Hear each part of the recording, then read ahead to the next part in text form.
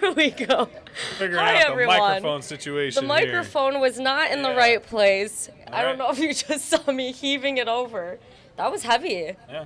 It's got some weight on it. It literally has Yeah. a weight on Yeah. it. To make sure it doesn't Wow. fall. It got the big it's tall Wednesday stand and weight everything. day, I guess. Okay. Work it out Wednesday. That's Sorry what they about like that. to call it on Oh, Studio 10. You're right. We will not preview Studio 10 today. They are very busy, and Tom Izzo is speaking right now, so we're going to make this pretty quick here. Yeah. But weather-wise, and now there's no signal. What happened there? I don't know. It's a Interesting. wacky Wednesday, too. Yeah, we got some stuff going on. We'll show a live look outside, and we can talk about what's going outside. Yeah, we can check on the sky cam at least. Jackson out there again, showing pretty quiet conditions. Got some clouds hanging around the region. Again, we're not seeing too much in the way of any wet weather at the moment. We're seeing a few spotty showers working in here and there, but again, for the most part, we got lots of clouds hanging around mid-Michigan today. Temperatures are generally in most places running in the low 40s. It is feeling a little cooler than that outside, though, and as you can see outside over Jackson, got pretty quiet conditions across most of mid-Michigan right now. And so that's sort of what we're dealing with on this Wednesday early afternoon here, coming up on 2:03 p.m. And again, temperatures, while they're generally running a little bit cool for the time of year and are going to do so for the next several days, are going to follow a different trend as we head further out into our forecast period. And so that's what we kind of have, I suppose, if you want to call it that, to look forward to. In the meantime, again, it's a little bit dreary, as you can see out there today. And so that continued view over Jackson is showing more of those kind of quiet conditions. And so that's what we've got kind of going out here on this afternoon. And so, again, very little in the way of wet weather at the moment over Jackson. But overall, we're tending to see some cooler than normal conditions. So the numbers are running, for the most part, in the lower to middle 40s across our state. Warmth isn't too far away. Hopefully we'll be able to show it to you in a few moments. But again, we're generally seeing pretty quiet conditions as a whole over the state of Michigan at this time.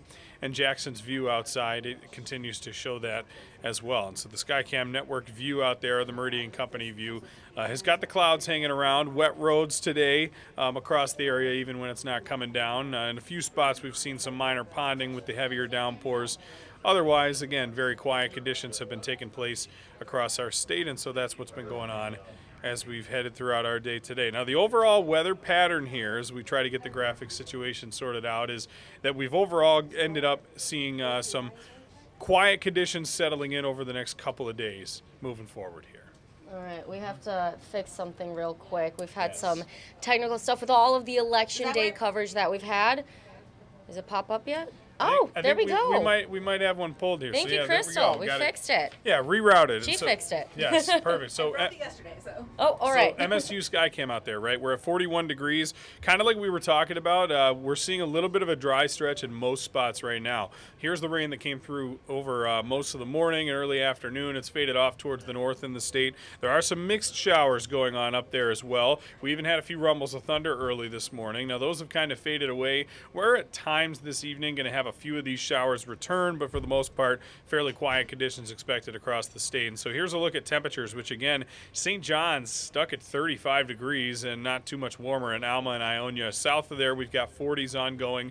Everybody, though, shy of 50, though the far southwest corner of the state has got into a little bit more of that mild air. The winds are out of the east-southeast, 10 to 15 miles per hour. What that's doing is, well, causing a little bit of a chill out there. Feels like just 30 in St. John's, 33 in Lansing, 36 for Charlotte, Mason, and Jackson when you factor in that wind. But I want you to note this. It is a lot warmer not far away to the south. Indianapolis is at 77 degrees. They're going to touch 80 later on this afternoon.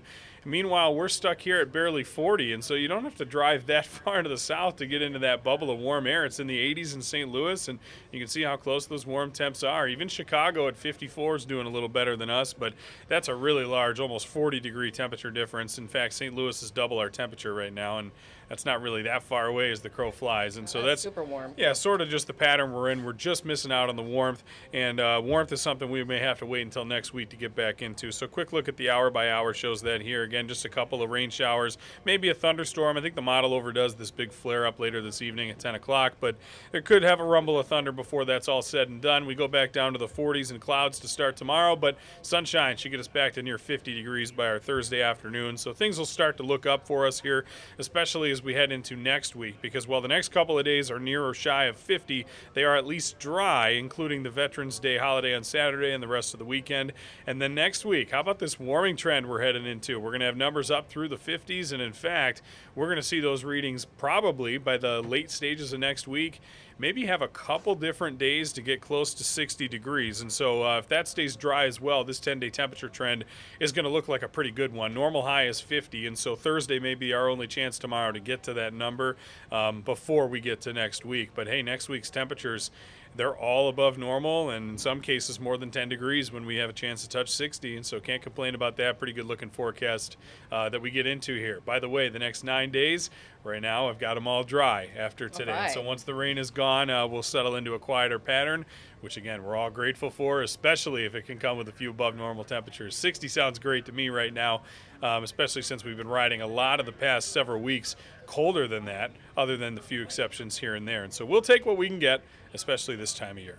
Oh, yeah, no, I know. And especially with all of the rain and the wind happening today. I know a lot of our reporters, like during News 10 today at 11, we were watching them, and it just didn't look fun out there. It was cold and rainy and it's a combination, right? Because at least it was warm with the wind on Monday, and then, today a little breezy, but it's the fact that the temps are colder. You got the rain coming down. There's more factors working in. Probably a less enjoyable day today, even though it wasn't as windy as Monday was, since you had the warmth and it was dry. Yeah. Well, like Justin said, I'll go back to it one more time. 10-day temperature trend looking very nice, well, especially heading into next week. Yeah, and you know what? This time of year, 45 to 50, those are considered normals. Tomorrow's average high is 49 for the first time.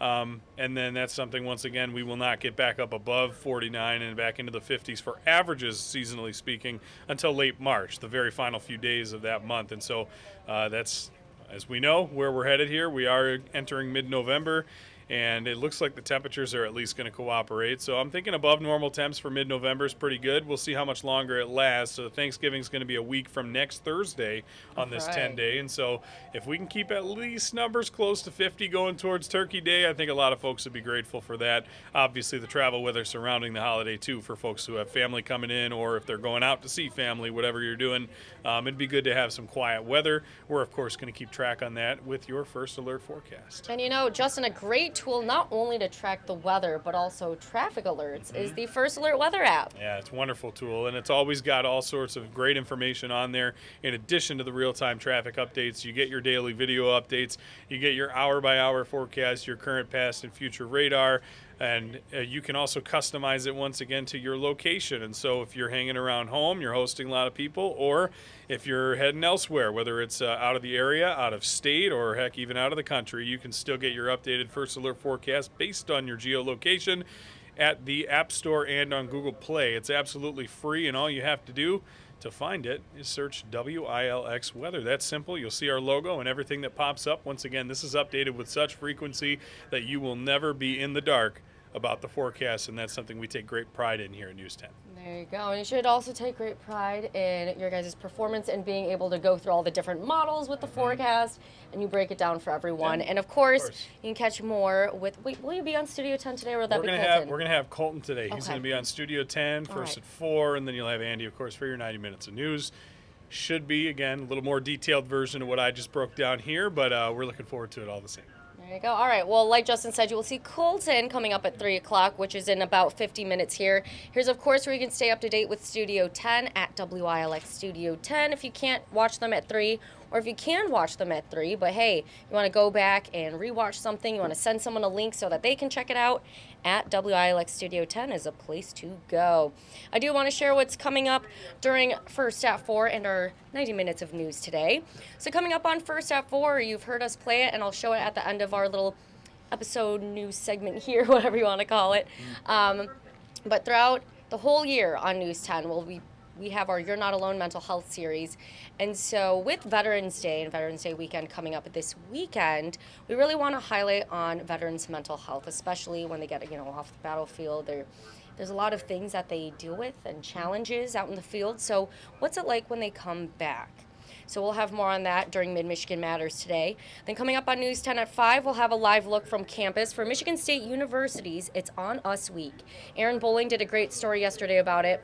You can find that on our website at WILX.com, and of course, the WILX app, which is completely free. And then coming up on News 10 at 5:30, Fred Heumann will introduce us to a cross-country runner from St. John's who will compete with the LCC at the Junior College National Tournament this weekend in Alabama. That is really cool. Best of luck to you. And then coming up on News 10 at 6, we are expecting an announcement this afternoon around 3 o'clock from UAW President Shawn Fain, and he will bring you we will bring you the latest information, on his announcement. So we do have more people out in the field. Again, they're bracing all the cold, dreary conditions today, but we want to send it out to our reporters. I'm Erin Bowling, and today I'm in Lansing to talk about the LINKS program. It's a program that helps people with autism live independently. And earlier today, I spoke with Drew, who just so happens to have autism, and he lives in the home behind me. I'll have his story of independence on News 10 at 6. Mars Anderson here on Lansing's West Side, where AAA Michigan and the Michigan Office of Highway Safety are hosting a driving impairment summit, talking about the challenges and issues faced when driving under the influence, leading to many crashes across the state. I'll have more on that in our 90 minutes of news. For now, I'm going to pass it back to Taylor at the desk. All right, thank you, Erin and Mars, for sharing what you have coming up during our 90 minutes of news today. Like we were talking about with our You're Not Alone mental health series, I do want to show another thing here real quick. So you can go ahead and scan that QR code on the right side of your screen for more information. If you're looking for a list of resources, you're more than welcome to go scan that QR code. There's many different resources from around the mid-Michigan area, whether it's Ionia, Eaton, Ingham, Shiawassee, Lenawee, Jackson County, Clinton County. Go up there. There's behavioral resources, family resources, counseling, therapists, psychotherapists. So go check it out. Know that you're not alone, whether it's for you, someone else that you know, or it's always just good to have on your phone. You never know what someone is going through. So we will have more of that again on our You're Not Alone mental health series coming up on First at 4 during Mid-Michigan Matters during First at 4. Excuse me, that was a mouthful. But we do have Amaya Kuznicki standing right next to me. And Amaya, what can you tell us? What do you have coming up during our 90 minutes of news today? Yeah, so today we're seeing, not just only here in Michigan, but kind of across the whole United States, there's a rise in syphilis rates, and they're affecting babies. So, this used to be a disease that people expected to see in like the LGBTQ community, specifically gay men, but now it's kind of spread across, women as well, and especially younger women that are planning to have children. Yeah. So, we spoke to a few doctors today, someone from the Michigan Department of Health and Human Services, and also a doctor from just locally. And they were just kind of talking about some preventative actions and kind of ways to treat this disease. So I have that story coming up tonight at 6 o'clock. So, make sure you tune in, just kind of hear about the severity of this. And, but, even though it is a severe disease, it's 100% treatable with a penicillin shot. Oh, wow. So, it's basically all about awareness. Okay, well, you said what time you have that? 6 o'clock. News 10 at 6. All right. Well, thank you, Amaya. I will let you get back to work. I know she just hopped up here. She was just on a Zoom call. So I was fighting to take off my jacket, but I made it over here. You did. So, yeah. Yeah, you want the jackets today, again, with all of the rain. Yeah. Well, thank you. I'll give you one last look at the 10-day temperature trend real quick. You can check that out. Of course, cooler temperatures. Amaya was one of our reporters outside today. Again, she needed to wear her jacket because it's cold and it is rainy. But we also want to share a preview of a special report our Ann Emmerich has been working on. It's a story she's covered for 2 decades. So we want to show it to you, and we're going to give you a quick look. She disappeared more than 30 years ago with no solid clues in the search to find her.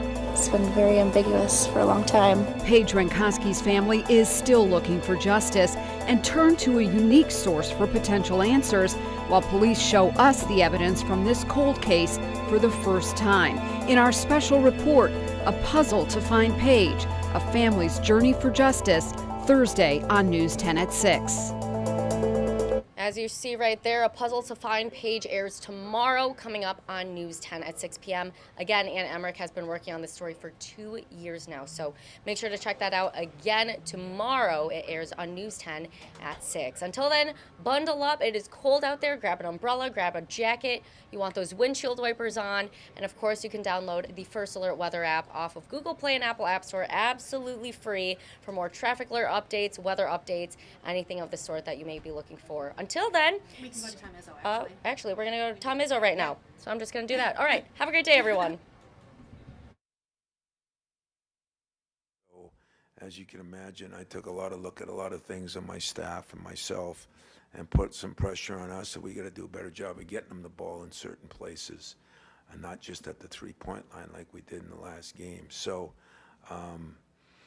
there'll be some things that we'll make adjustments on. I think he's got to make some adjustments to be maybe more aggressive in a lot of areas. But no, I think physically he's definitely in good shape. I don't think you ever get back everything in the first couple games when you take 5 months off. But at the same time, I'm not worried about Malik mentally. I'm not worried about Malik physically. I just think he needs some time and needs to be a little more aggressive and assertive. And we got to do a little better job of getting him the ball in certain places. So 50-50 on that. Tom, you got guard rebounds from Akins, but out-rebounded by 3. And do you have a number in mind in terms of assisted baskets? You've had so many over the years. Yeah, I think you brought it up in the press conference. It's the first thing I brought up to my team, that I got a media guy telling me something that I wholeheartedly agreed with. It doesn't happen very often. But, you know, and that's where I'm blaming us a little bit, but I just didn't think that we did the things we needed to do. I didn't think we got north enough. You know, everything was east and west. And, you know, when guys don't make shots, it's hard to get assists. But, and there were some good shots, but there were some times that we didn't get into things quick enough or fast enough or well enough. And that was addressed too. So is there a number? Yeah, I'd like it to be 20 plus, you know, but I think it was 13 or 12 or something. That had to be one of the all-time lows, as 1 for 20 was, as, you know, 23 for 37. But when you miss 4 front ends of the 1-on-1, in my book, it's 23 for 41. And you know what, guys, you're not going to beat anybody if you do that. I don't care who we play. We're not going to beat anybody if we do that on a consistent basis. And that has not shown that's one thing I will back the players, the coaches. We put a big emphasis on it all summer. We shot very, very well this whole fall, and we shot very well in the night before when we do our thing. And it happened. I mean, Tyson Walker really went 11 for 20. I mean, think about that, and I think everybody here would agree. You know, all he had to make is one more free throw and you win, and that's the way I tried to look at it after the fact. But, you know, that team could win or lose tonight. They play or tomorrow at Kent State. That is a good basketball team. You know, it was not an easy game to start out the year with. And so we got, you know, break a lot of records. There's some records that you break the other way, and that was one of them, you know. And we got beat at home, and we got beat by a pretty good team, but we got beat. I didn't like all the effort. I said that after, and then I watched the film, and I still think there was things we didn't do. But you can't shoot like that with the shots we did have, because there were enough good shots to make 4 or 5 threes. And if you do that and make 5 or 6 more free throws, you know, it's a 10-point win instead of a loss. At the 5, when you went back and watched what Marty and Cooper and Book did, I guess, kind of moving ahead. We did not do a good job. They were okay. We did not do a good job. We did not get them the ball. We did not put them in a position to be successful. So that falls on me. That falls on our staff. That we got to do a better job of that. They're limited in some things they can do. I was a little disappointed that I didn't think we guarded down there as well, and the rebounding, you know, so when you miss that many free throws, whether this is an excuse or reality, and I really don't care, it takes away a lot of your game. You know, I mean, I think we were 2 for 10 in the first 12 free throws, and so all of a sudden everything kind of goes to hell, and I think that happened a little bit, and yet I think we got to do a better job getting them the ball. They were open in there, at times, and so I'm taking the blame on some of those guys.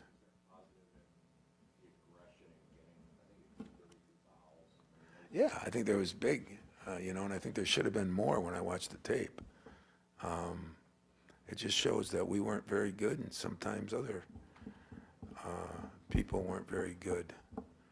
Watch what I say. I'm saving my money. If you lose your opener, you might get fired here. So I got to make sure I be careful what I say. But there was a real positive in the aggression of that. I thought we took it to the basket pretty good. I thought we did some things in that respect that was above what I thought we'd hit. All those free throws. Tom, you talked about leadership after the game and kind of challenging some guys. Yeah, I don't like our leadership right now. That's got to get better. And I talked to a couple of the seniors about it, and so I think they have done a better job in leading over the summer. That's the ironic part. They've done an unbelievable job with our freshmen, but then didn't do that the other night. And that's and some of that's going to fall on AJ. It really is, and he knows it. We spent a couple nights talking about it, and he's done a better job in the summer. He's got to do now a better job in the fall. He talked about that a little bit. I guess where is that? It's kind of been a back and forth relationship. I don't know. What did he say? Just that it falls on him and he's got to be better. Must be a love relationship then. So don't try to pit me against him. It must be a good relationship because him and I are agreeing. He's got to do a better job, he says. I say he's got to do a better job. It sounds like a good deal to me. Tom, if you don't go 1 for 20 and you hit free throws, which you say you've been very good at, we're talking about recruiting now. We're not even talking about this. Yeah, it's. Hey, and listen, I was more disappointed than you guys were. I don't know. I don't read what you write, and I respect you, but they shoot 37%. They shoot 27 from the three. Getting out rebounded was a little bit of a problem, but we got 17 offensive rebounds. That was a big issue for us. Yeah, if we make one three, or if we make a couple of free throws, and who knows what would happen if you would have done that early. To go 2 for 10, boy, that was, Tyson was beside himself. It shows. You want a positive? Tyson Walker missed all those free throws, and still he didn't make a three, and he had 35 points, and he did it within the framework of everything. That's a huge positive, if you ask me. And AJ said you had a good week of practice. His theory was you're not bringing it to the beginning of the games because you had a tough start against Tennessee, too. I don't know if 2 games is a test pattern. But is there anything you can analyze about that? You agree with him? What did he say the reason was? He said you had a really good week of practice, but for some reason we're not bringing it to the beginning of games. Oh, yeah, I agree with him 100%. And, again, it's not pick on AJ. So, I'm pretty honest about my situation, relationship. I'm always honest with you. That's the problem. But I posted up Malik and AJ especially, and a little bit Jaden. I mean, that's their job. They're the starters. They're the vets. I mean, I can take blame for some things. No, that's in their hands. They're the ones that have had the experience. I get to coach the game. They get to play the game. There's a lot of times I'd rather play the game than coach the game. So they should take a little. They should question that a little bit and wonder. But it's, the reasons for it. Against Tennessee, we turned the ball over a lot. We did not turn the ball over a lot here. I think we had 6 the first half and 5 the second, which isn't perfect, but it isn't bad, and that didn't cause the problems. We got to the free throw line real early, and we didn't make any free throws, and I think that became a little depressing. And so, you miss some free throws, and then the lead starts growing a little bit. Stuff happens, but I don't think they came out cocky. I don't think they came out, I get a million letters, and your team was looking past your team, No, they weren't looking past. I knew how good that team was. I told you guys, and I told you they were damn good, and they'd play hard, and they did, and they played very well, and they deserved to win in that respect. But I'm also going to say I'll bet my life wife, kids, anybody else that I can bet, my 97-year-old mother, that we won't go 1 for 20 and 23 for 41 from the free throw line again. Could happen, but I bet my life it doesn't. When shots aren't falling and it can be demoralizing, whose responsibility is it? Is it partially on you and the players to kind of keep morale high? It's always on me. I mean that too, and it should be on me. That's where I was a little disappointed in us because, you know, Malik's a guy I can use in a lot of different areas, and posting him up and you know, one thing he did in that last game, he got to the free throw line 10 times and made 8 of them. And that's how you stop runs. You don't stop runs just hitting threes. And I didn't think we did a very good job of that on the staff. So that I take a big responsibility for. And then when it came to three-point shooting, did you like the looks you guys got in general, like the shot selection, or do you think some of them? Well, some of them weren't great, but I liked more than a couple of them, more than a lot of them. AJ had some good looks. Malik had some good looks. Tyson had some good looks. Jaden had to take one bad one because of the shot clock. So did Jeremy. But I bet you 2/3 of the looks I thought were pretty or very good. I don't know. What did you think? So I'm on the same page with AJ, same page with the media. This is a hell of a day so far. Would rather be on the same page with us or AJ? I'm not in a laughing mood, but that was pretty good. That was pretty good. I think AJ. And I am. I mean, let me tell you something real quick on that. You always are going to put a lot of pressure on your point guard. And he gives me reason to, but he also has given me reason to feel pretty good about some things he's done. I think the biggest thing I'm looking for him is, can he consistently do the things you need to do? And that's defend the hell out of people, push the ball, not worry about his three-point shot, get other people involved in the game. That is his job. And he's going to have to do that job better than we did it the other night. And that's not controversy, that's fact. As he always says to me, those are facts. But this summer, this fall, I think we've had a great relationship. So since you always do, ask him, see what he says. If he doesn't say that, I'll be shocked. Tom, right here. If Tyson is limited, or let's say if a precautionary, you kept him out, whatever, it seems like you have a lot of other options that could take up his minutes. What would you sort of be curious to see, or what are some of those different paths you guys Well, could take Trey Holloman is one option there. I mean, we could go Jeremy Fears and do something there. We could go Cohen Carr, since I played him kind of all over too, But talk about bright spots. I mean, Cohen played extremely well in a lot of ways and he hasn't been a very good free throw shooter. He's been one of the weaker links in that area, and he did a hell of a job making his free throws. Just now knowing everything he's got to do, because he's almost playing two positions sometimes, because some of these teams went so small, we went smaller. And but hopefully I don't have to use those options, but if I do, I got options to use, and I'll keep that secret. So I have to tell who's injured 3 hours before. Is that the rule now? So those gamblers can make money, but I don't have to tell them who I'm playing, do I? We'll do one more before we go to the groups. I'm wondering, you mentioned about not panicking, and how difficult is it when you've set the bar so high to really kind of tell a fan base that this is really only 1/30 of what we're going to see? Not at all difficult. I love our fan base. In fact, our fans the other night, it was phenomenal. It was an 8:30 game. It wasn't a Big Ten game. They were absolutely phenomenal. But, the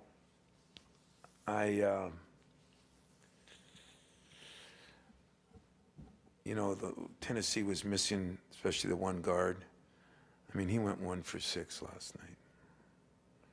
The guards that played against us made a lot of shots, and I look back on that game, and I told you that was going to be a hell of a game, and it was a hell of a game. I mean, I didn't like the start, but, you know, you guys are getting like me.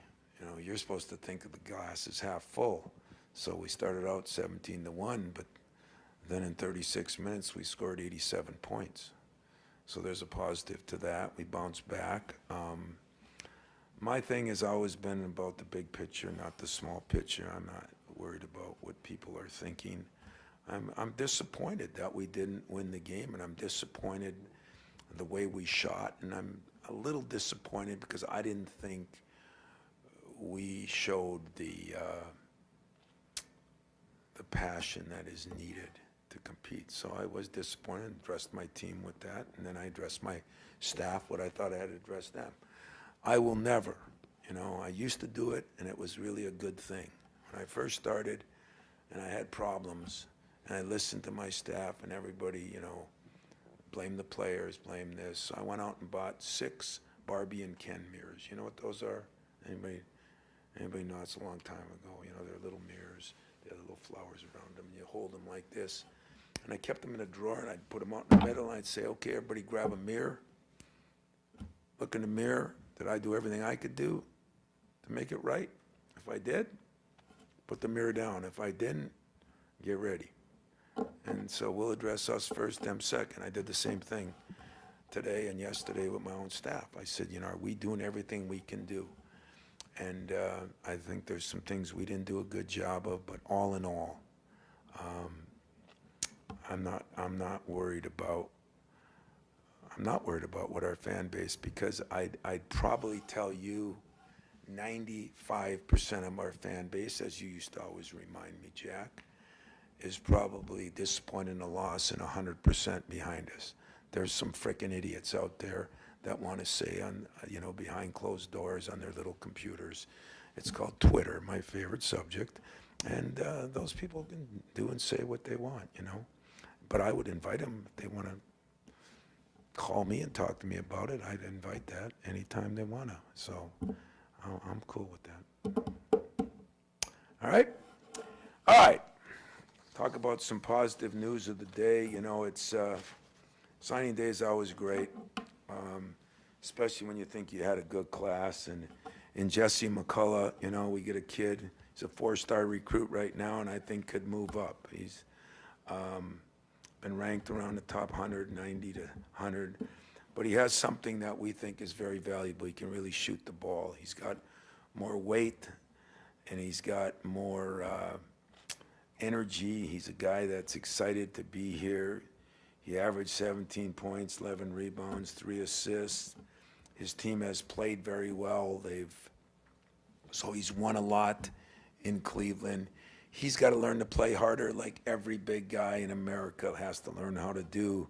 But I think we were attracted to him because he could shoot it, and he communicated really well on the floor. Watched him in an AU tournament, and he talked better than any guard I've ever seen. And then we got a chance to meet his family. His parents were just unbelievable, more appreciative, not entitled. And so we looked at Jesse early. We liked Jesse early. We moved on Jesse early. In Kurtang, we were looking for a guy. Since he was the first player to commit, he was a top 50 guard, and yet he's been kind of a, you know, not as heralded as some top 50 guards would be. He's been ranked in the top 10 as shooting guards most of his career. He's played for a guy in Vinny out at Bradford Christian Academy that is unique. I've never seen a guy that coaches as hard as he does. And because of that, this kid has been coached. And as we know, kids that he's played in the MBPA Euro Camp, his family is from Africa, actually. And he has incredible respect for the game, for people. He shot 48%, almost 49% from the three. He can really shoot it and averaged 18 points in a pretty good league. So We think he's got a body that will be more ready to play because we very well are going to lose 3 guards, and I think it's going to be very important on what we recruit, and yet between the 2 classes, we're trying to shore up some of those guard positions. In Jace Richardson, we get a little bit of everything. We get a guy who can shoot it. Probably the best thing is it is an honor to have a son of a former player. That is a big-time recruit. He's, right on the edge. Hopefully he'll be a McDonald's All-American by the time the year's up. He's ranked in the top 25 or 30 from most polls. He's ranked among the 3 best combo guards, and I think that's what he is. He had a knee injury 2 years ago. I saw him play, and he was good, but he was just coming back. I saw him last summer, and his game is elevated to a whole new level, and now he's even taken it to another level. I think the health of him has made a big difference. He can pass it, he can shoot it, he can defend it, and he can rebound it. He's a very aggressive rebounder.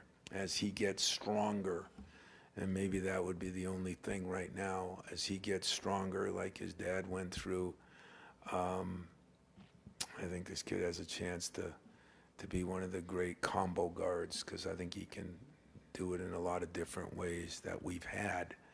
And he too, his family, his mother was a coach, believe it or not. He's got a brother, so it's all in the family. They all are big basketball nuts. He lives, eats, and sleeps it. And I think he's going to be a great addition to add on to what we have, but on what we need. And I think that's going to be really important to us in the near future. Questions? I wonder if you can maybe kind of juxtapose the recruitment of Jason when you started and took over the job versus the recruitment of Jace right now. How much has changed? And well, Jason's mother wasn't as involved as Jace's, and I say that respectfully because she's actually enjoyable to talk to. She really has a good feel. Jackie has a great feel for the game, but it's been strange in a little bit because he was hurt and he missed almost the whole year, and then that was during COVID and all that stuff, and yet it's been fun. It's been fun. I never put Jason, and I told him early on, I'm never going to make this about you and us. I'm going to recruit Jace as a player, not because of his dad, but I thought that the opportunity to get a kid here where his dad had gone to 2 Final Fours and won a national championship, and then 27 years later his son is